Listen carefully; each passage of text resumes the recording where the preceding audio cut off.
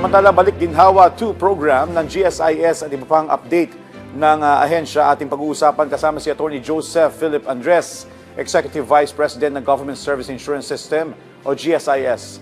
Atty. Andres, magandang tanghali po. Welcome po sa Bagong Pilipinas ngayon. Maginhawang tanghali sa iyo, Sir Joshua, at sa lahat ng mga taga-subaybay po sa inyong programa.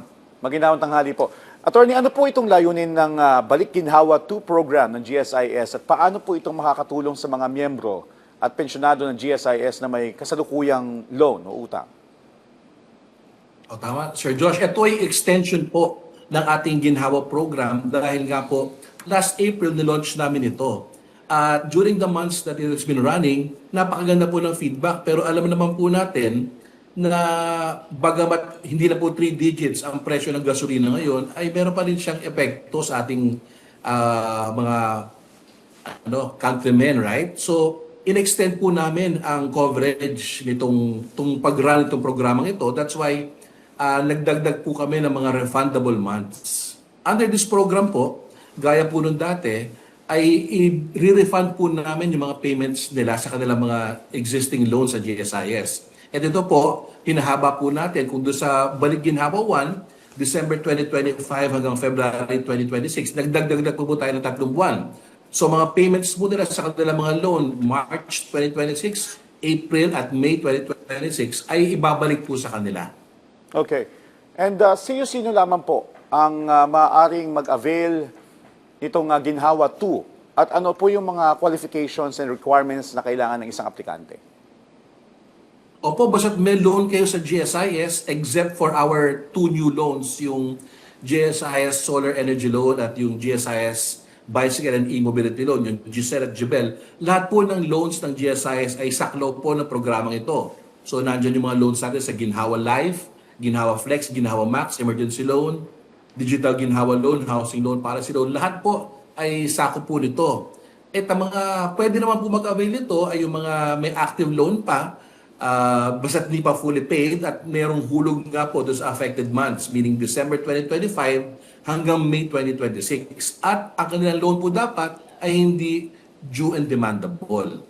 Ang magandang feature dito, Sir Joshua, kasi yung unang run namin ito, nagkaroon ng rule na mga may arrears bawal. Ang ngayon po, maski may arrears po sila sa kanilang loan payments, pwede pa rin po sila.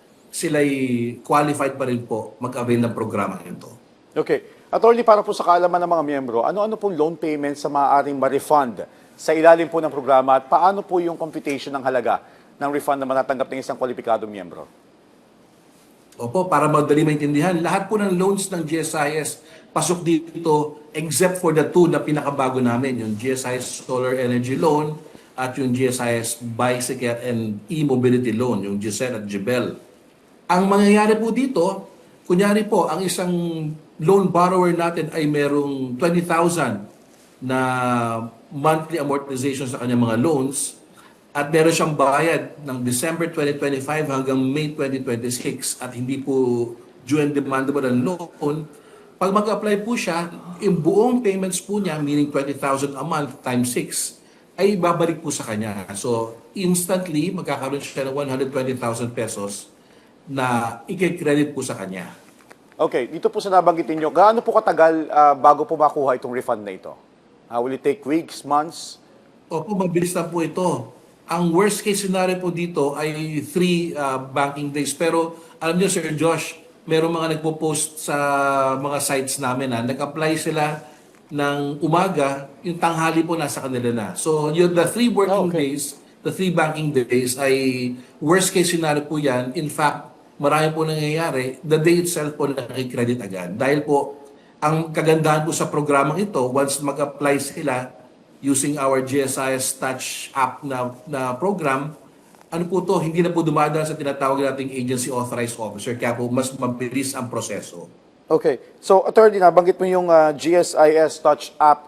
Pakipaliwanag po para po malaman din ng ating mga miyembro, ano po yung tamang proseso ng pag-a-apply dito sa gamit itong GSIS Touch app at may deadline po ba yung application dito? Sir Joshua, ang unang-una po, ang programang ito ay tatagal hanggang October 31, 2026.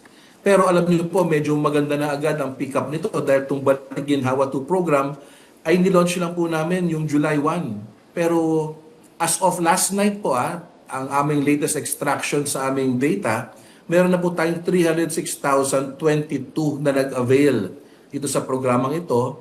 And this 306,000 na nag-avail, it translates to 728,000 individual loan accounts.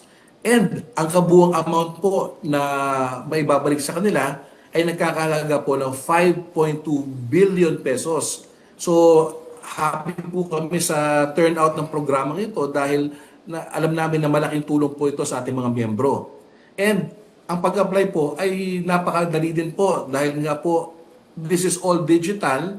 Ang ating miyembro o maski po pensyonado ay pwede po dito ay pupunta lang po sa aming GSIS Touch app at doon po i-scroll lang niya, hanapin lang po niya, napakadali naman po gamitin ito at meron po doong application para po dito sa Balik Ginhawa program. Okay. Mag-apply lang siya and instantly po mapoproseso na po ito. Okay. So ganun po kadali, pinadali po talaga namin ang proseso dahil dito po sa GSIS, ano po kami ay we are very supportive of the digital transformation program of the government. In fact, 99.6% po ng ating mga transactions are all digital na po. Kaya po pinagpapatuloy lang po namin yung trend na yan para po mas makaginhawa po sa ating mga miyembro. May pangamba naman po ang ilan na baka maapektuhan daw po ang kanilang loan record kapag na-refund yung kanilang hulog. Pakipaliwanag po, Attorney, kung bakit hindi maituturing na delinquent o may arrears yung mga buwan na saklaw ng moratorium. Opo, Sir Joshua, gaya ng sinabi ko kanina, ang maganda sa programang ito, dito sa Balik Ginhawa 2, ay maski po meron silang arrears, ay available po sa kanilang programang ito. At hinggil naman po dyan sa mga bayaran na yan, ang maganda po dito ay talagang loan extension lang po, the loan moratorium po ito. In fact, parang sa GSKS ko parang nakita yung ganitong type ng programa because this is an out-of-the-box solution. Dito po, ang mangyayari lang po, kunyari po, nag-avail sila ng programa at theoretically, ang end na kanilang amortization ay December 2026. Ang mangyayari lang po dito ay magkakaroon sila ng bagong end date. Mapupush out lang po ng 6 na buwan. So meaning, June 2027 na po ang end date. Wala po silang dagdag interest na babayaran, wala pong penalty. Talaga po itong moratorium lang. Okay. So, dito po sa maliban po dito sa Balik Ginhawa 2 program, ano pa po yung mga programang dapat abangan ng mga miyembro ng GSIS ngayong taon? Apo. Ito po, kasagsagan pa po ng aming pag-offer ng yung dalawang bago naming loan programs, yung GSIS Solar Energy Loan Program at GSIS Bicycle and E-Mobility Loan. So on GSEL po, they could loan as much as 500,000 pesos para po makapagpakabit sila ng solar panel system sa kanilang mga tahanan para po makabawas sa presyo ng kuryente dahil alam naman natin hindi biro ang electric rates dito sa ating bansa. At yung GSIS Bike and E-Mobility Loan naman po, they could take out a loan as much as 300,000 pesos kung gusto nila bumili ng bisikleta or ng e-scooter, etc. para po maka-menos po sa kanilang araw-araw na gastusin. So both those new loans, napakababa po ng interest rate. 5% lang po. Okay. Yun na po ang lowest in the market. And in fact, the GSIS Solar Energy Loan, meron pa po siyang libre na insurance cover for the first 3 years. Okay. Attorney, para po doon sa mga interesado na nanonood sa atin ngayon, ano po yung mga requirements na dapat isumite o isubmit ng mga miyembro kung sakaling gusto nila magpakabit ng solar panels sa kanilang mga tahanan para ma-avail nila itong up to 500,000 pesos na loan? Apo, Sir Joshua, gaya po ng lahat ng mga loans namin, it is transacted through the GSIS mobile app po. So, yun lang po, i-access lang po nila, nakalagay po doon. Pero in essence po, ang kailangan po nila magpakita ay ng quotation po or ng kontrata ng kanilang napupusuan na ipapakabit sa kanilang tahanan. And base po doon, yun po whether yung amount po na ina-applyan nila or to a maximum of 500,000, yun po ang i-grant sa kanila. Alright. At pagkatapos po nito, kailangan po nila magbigay ng pruweba na pakabit nga po sa kanilang mga tahanan yung inutang nila na solar loan na solar panels. Dahil po ang GSIS will be checking on them po para masiguro na yung inutang nila para sa solar panels ay nagamit po sa paraan na yan. Okay. At kung ang miyembro naman po ay ginamit sa iba, ang GSIS po reserves the right to declare that loan to be due and demandable pag hindi nila tinuloy ang pagpapakabit. Okay. In fact po, Sir Josh, madagdag ko lang, even po those na nakapagpakabit na, as long as it happened January 1 and to the present date, pwede po, even reimbursement po ay inaalaw po ng programang ito. Okay, that's good to hear. Well, on that note, mensahe at paalala niyo po sa inyong pong mga miyembro at pensyonado ng GSIS. Go ahead, Attorney. Hindi po. Thank you very much. Unang-una, Sir Joshua, for this opportunity for GSIS to announce ano na ba ang status. And to our members, both our active members and pensioners po, patuloy po ang GSIS na pag-isip ng mga programa na makapagbibigay ng ginhawa po sa kanila. That's why we came up with this extension po dito sa Balik Ginhawa.